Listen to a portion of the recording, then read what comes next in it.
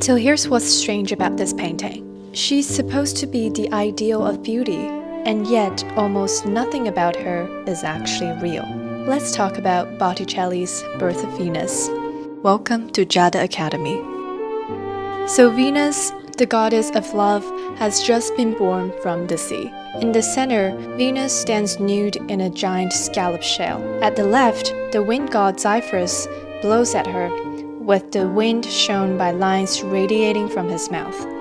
He is in the air and carries a young female, perhaps the personification of a lighter breeze, who is also blowing but less forcefully.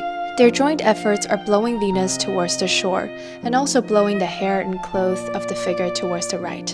A female figure, who is also floating slightly above the ground, holding out a cloak or a dress to cover up Venus once she reaches the shore.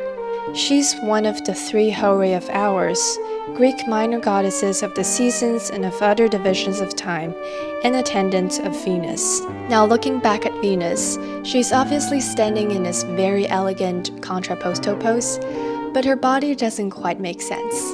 Her neck is too long, her shoulders slope unnaturally, her proportions are slightly off, and her weight is actually unstable.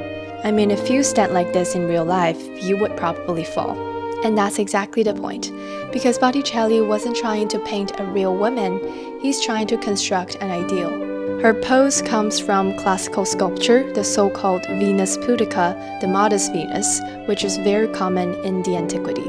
Her hair moves like fabric, almost unreal, and in fact, Botticelli mixed gold into the paint to make it shimmer. The sea behind her is almost flat, like a backdrop, and the waves repeat in simple triangular patterns. Botticelli's art was never fully committed to naturalism and realism. In comparison to his contemporaries, Botticelli rarely gave weight and volume to his figures and rarely used a perspective. Now this painting was, unsurprisingly, another Medici commission, for a private villa, potentially for a wedding. In Renaissance Florence, especially within the Medici circle, Venus wasn't just a goddess of love. She represented beauty itself, not just physical beauty, but a kind of beauty that could elevate the soul. Marsilio Ficino, a philosopher supported by the Medici, described the birth of Venus as a metaphor for the birth of beauty in the human mind. So this painting is also deeply philosophical.